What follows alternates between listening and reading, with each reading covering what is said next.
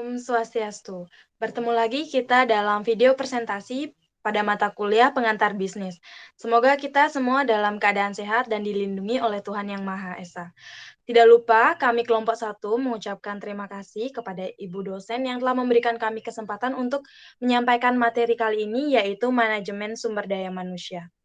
Nah, sebelum menyampaikan materi, izinkan saya untuk memperkenalkan anggota kelompok 1 terlebih dahulu.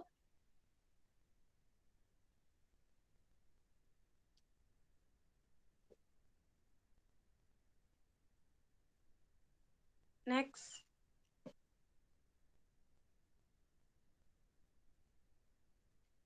Anggota pertama ada Ide Ayu Kadek Pradnyawati, yang kedua ada Gede Satya Anggara Wiguna, yang ketiga Eva Delia Paramita, yang anggota keempat ada Niputu Mirah Hayunidia, dan saya sendiri Igusti Ayu Agung Pradnyadewi. Nah, sekian perkenalan dari kelompok 1, selanjutnya adalah penyampaian materi. Untuk pemapar materi pertama, dipersilakan. Baik, terima kasih atas kesempatannya. Materi pertama yaitu mengenai pengertian manajemen sumber daya manusia. Next.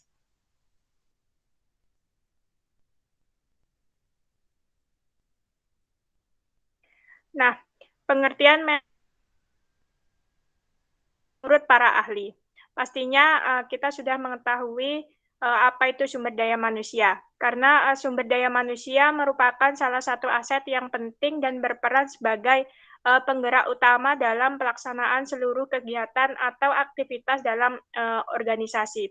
Sehingga sumber daya manusia harus dikelola dengan baik.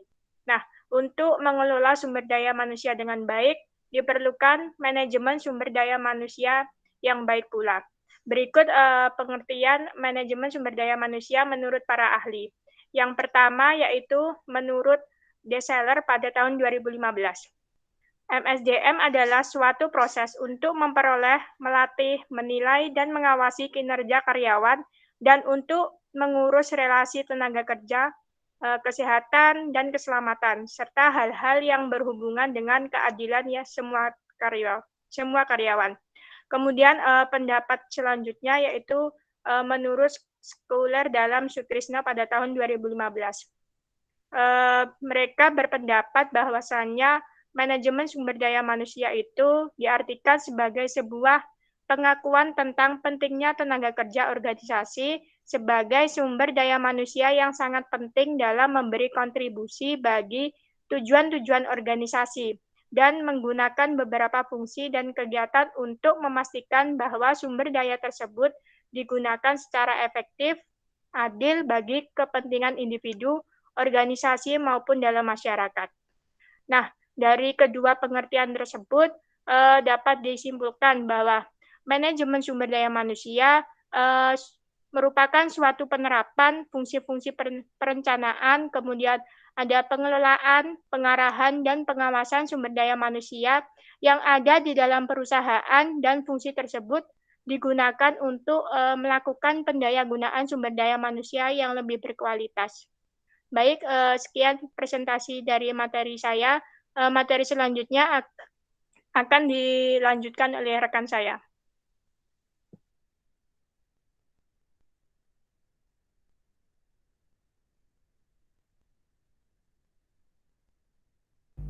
Baik, terima kasih atas kesempatannya. Jadi di sini saya akan menjelaskan mengenai pentingnya manajemen SDM.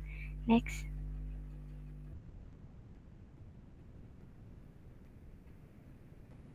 Baik, seperti yang terlihat di slide, manajemen SDM dikatakan sangat penting karena berperan sebagai yang pertama manajemen strategi. Yang artinya manajemen SDM ini mengelola strategi untuk memastikan organisasi mencapai tujuan bisnisnya, serta berkontribusi secara signifikan terhadap proses pengambilan keputusan perusahaan yang mencangkup penilaian untuk karyawan saat ini dan prediksi untuk masa depan berdasarkan tuntutan bisnis. Yang kedua, manajemen SDM merupakan sumber pelatihan dan pengembangan, yang artinya manajemen SDM bertanggung jawab untuk melakukan aktivitas, acara, dan perayaan dalam organisasi yang membuka peluang untuk membangun tim.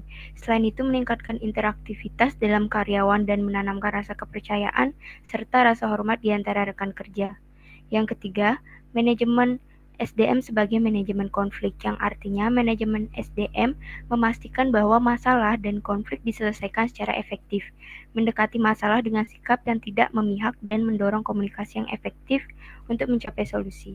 Selain itu, manajemen SDM juga membantu karyawan memahami berbagai cara untuk mengembangkan hubungan kerja yang efektif dan tentunya tidak membiarkan penilaian pribadi mempengaruhi perilaku mereka.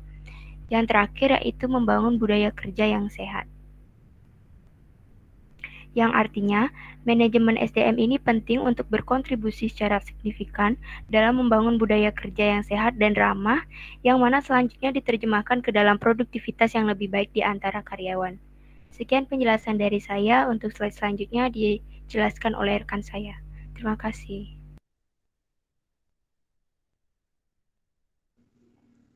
Baik, terima kasih atas waktunya. Di sini saya akan menjelaskan yaitu pada materi ketiga tentang bidang garapan manajemen sumber daya manusia. Next.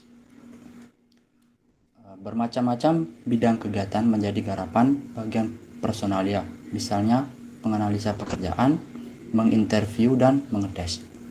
Manajemen sumber daya manusia tidak lain adalah pelaksanaan fungsi-fungsi manajemen dalam usaha personalia. Dalam hal ini, ada kegiatan planning, organizing, actuating, dan controlling. Next.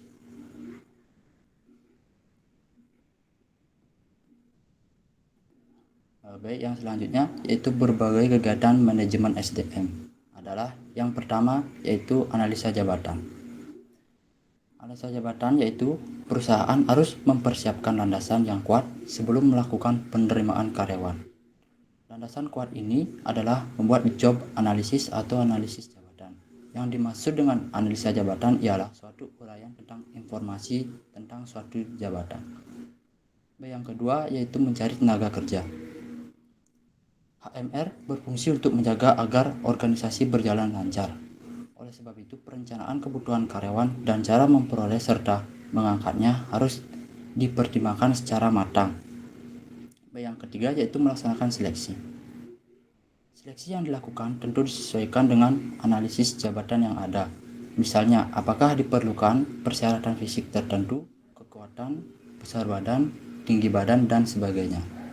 Kemudian, diperlukan psikotes yang meliputi teks kepribadian, kecerdasan, kecermatan, ketekunan, kesabaran, dan sebagainya sesuai dengan jobsnya. Yang keempat yaitu mengadakan latihan. Latihan-latihan ini umumnya bertujuan agar pekerjaan dapat dilakukan dengan lebih baik, lebih tepat, dan efisien. Next.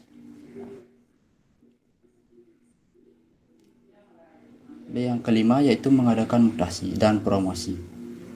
Mutasi adalah pemindahan karyawan dari satu posisi ke posisi yang lain setingkat dengan tujuan untuk meningkatkan efisiensi, kerjasama, serta keseimbangan intern perusahaan.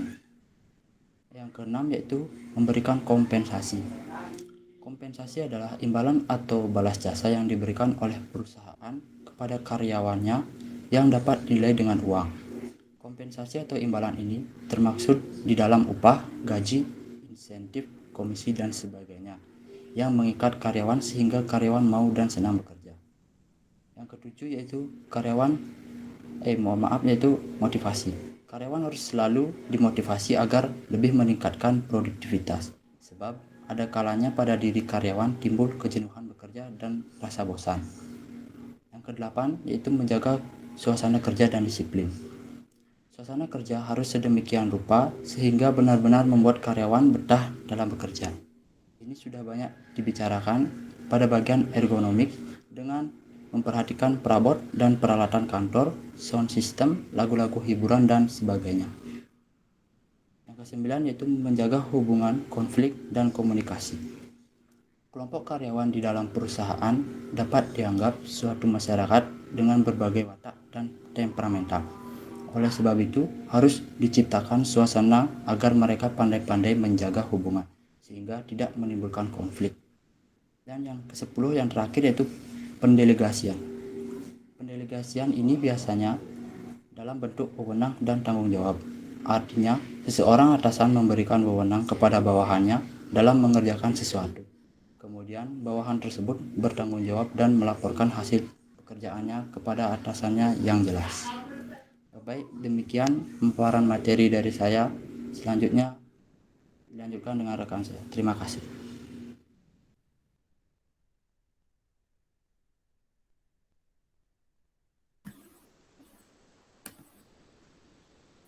Baik, di sini saya akan melanjutkan materi mengenai human relations.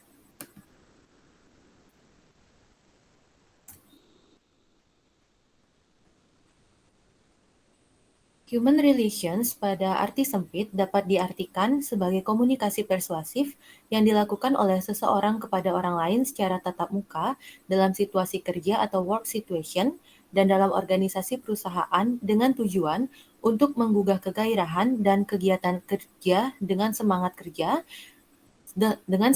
sama yang produktif sehingga dapat merasakan kepuasan dari hasil kerja yang telah dilakukannya.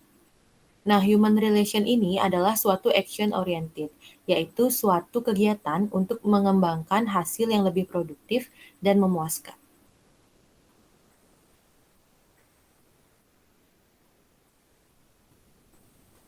Selanjutnya ada tujuan dari human relations. Tujuan dilaksanakannya human relations ialah untuk mendapatkan suatu kepuasan psikologi oleh pegawai, menciptakan moral, disiplin, loyalitas, dan motivasi yang tinggi dari pegawai. Jadi, apabila dalam suatu instansi telah terdapat kepuasan psikologis serta adanya moral, disiplin, dan motivasi yang tinggi pada diri pegawai, maka manajer akan dapat mengurus instansi dengan mudah dan instansi tersebut dapat berjalan dengan lancar menuju sasaran yang telah ditetapkannya. Baik, selanjutnya ada manfaat dari human relations. Dalam lingkungan bisnis, human relation dirasakan sangat penting oleh para manajer karena human relations dapat menghilangkan kerugian akibat salah komunikasi atau miscommunication dan salah interpretasi atau misinterpretation yang terjadi antara manajer beserta para pegawai dengan publik di luar organisasi. Nah, selain itu, dengan adanya human relations juga dapat menghilangkan frustasi, terutama frustasi agresif dari para karyawan, serta dapat menggugah kegairahan dan kegiatan kerja dari para karyawan. Selanjutnya ada peran dari human relations. Human relations dalam perusahaan memainkan peran dalam segi komunikasi dan segi partisipasi. Dalam segi komunikasinya yaitu dengan mengadakan konseling, di mana konseling ini merupakan suatu komunikasi antar persona. Nah, yang bertindak sebagai konselor di sini adalah manajer atau pimpinan. Sedangkan konselingnya adalah karyawan yang menghadapi suatu masalah atau mengalami frustasi. Tujuan dari adanya konseling ini adalah untuk membantu para karyawan dalam memecahkan masalahnya, baik itu masalah pribadi ataupun masalah yang berkaitan dengan hubungan antar karyawan. Nah, peran konselor ini dalam hal ini adalah untuk memberikan suatu pengertian tentang masalah yang belum jelas serta memberi nasihat kepada karyawan tersebut. Dan nantinya karyawan tersebutlah yang akan mengambil keputusan mengenai apa yang menurutnya paling baik. Untuk peran pada segi partisipasi, itu adalah dengan melakukan diskusi kelompok. Diskusi kelompok ini diselenggarakan dalam rangka untuk memecahkan suatu masalah yang timbul dalam situasi kerja atau mengembangkan kegairahan kerja para karyawan. Karyawan merupakan pelaksana operasional dari tujuan yang sedang dicapai oleh perusahaan beserta manajemennya. Seluruh karyawan yang menggarapnya bukan saja perlu mengetahui tujuan tersebut, tetapi juga perlu untuk dilibatkan dalam pembicaraan pada tahap pelaksanaannya. Nah, dalam hal ini, faktor psikologis juga ikut berperan dengan mengikut sertakan para karyawan dalam diskusi, maka mereka akan merasa dihargai dan karena keputusan yang diambil adalah hasil dari musyawarah bersama, maka nantinya mereka akan bekerja dengan penuh tanggung jawab. Nah, hal ini tentu berbeda jika para pekerja tersebut dituntut untuk menuruti instruksi-instruksi tanpa diikut sertakan dalam pembahasannya. Baik, sekian materi yang saya bawakan. Untuk materi selanjutnya akan dibawakan oleh rekan saya. Baik, materi selanjutnya adalah Human Resources.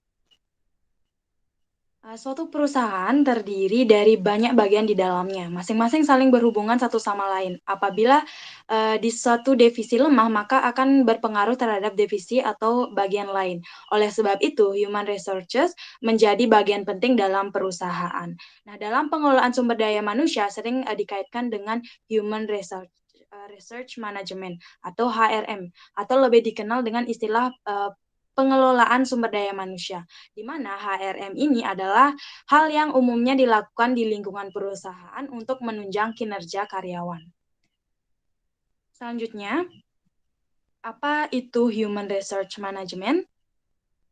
Next.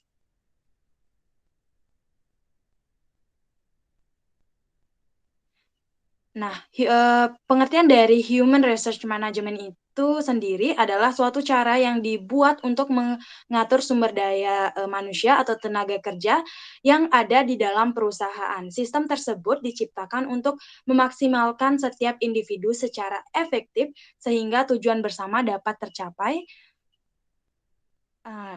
Adapun manfaat dari Human Research ini adalah yang pertama ada membantu mencapai target yang ditetapkan perusahaan, sehingga secara tidak langsung dapat membantu menambah pendapatan serta keuntungan perusahaan sepenuhnya.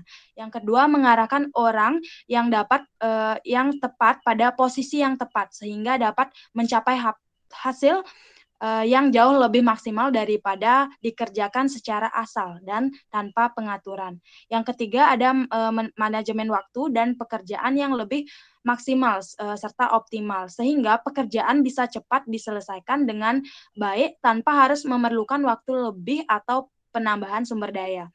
Yang keempat ada mempermudah pimpinan dalam mengarahkan personel untuk tugas yang sesuai serta mencapai tujuan masing-masing personel lebih maksimal. Nah, manfaat yang kelima adalah mempermudah pembekalan yang diperlukan, termasuk pemberian pelatihan yang sesuai minat dan bakat, sehingga dapat lebih mudah pula untuk melihat potensi karyawan sepenuhnya pada bidang yang ditekuni. Selanjutnya, next. Nah, adapun posisi dari human researchers ini, yang pertama ada human researchers planning atau human researchers planning ini merupakan proses berkelanjutan yang dilakukan perekrut untuk optimalisasi aset perusahaan itu, yaitu karyawan atau pekerja. Nah, yang kedua ada human research development, yang itu atau HRD. Pada proses rekrutmen dan seleksi awal, divisi HRD ini sangat penting untuk mengelola sumber daya manusia yang dimiliki oleh perusahaan. Yang ketiga ada Human Capital Officer. Human Capital Officer ini merupakan penopang kesuksesan suatu perusahaan, memastikan karyawan mendapat hak mereka. Next. Nah, adapun fungsi researchers management ini sudah dikatakan tadi oleh rekan saya. Yang pertama itu ada job analysis and design, yang kedua ada recruitment and selection, yang ketiga ada training and development, yang keempat ada performance management, yang kelima ada pay structure, incentive and benefit, yang kelima ada labor and employer relation. Next. Nah, perusahaan tidak sembarangan dalam menentukan posisi individu yang ada di dalam human research ini. Adapun keterampilan yang harus dimiliki adalah sebagai berikut. Yang pertama harus tegas. Yang kedua pandai berkomunikasi. Yang ketiga pandai mencari solusi. Yang keempat pandai bernegosiasi. Yang kelima disiplin tinggi. Yang keenam jujur. Dan terakhir loyal. Next. Nah, kesimpulannya, human researches ini cakupannya itu cukup luas dan saling berhubungan. Sumber daya manusia perusahaan harus saling mendukung satu sama lain di dalam perusahaan untuk kesuksesan kinerja atau sumber daya manusia atau karyawan. Satu saja lemah, maka akan mempengaruhi kinerja yang lain. Apabila human researches planning, human researches development, dan human capital officer bekerja dengan baik, perusahaan mampu berkembang sesuai harapan.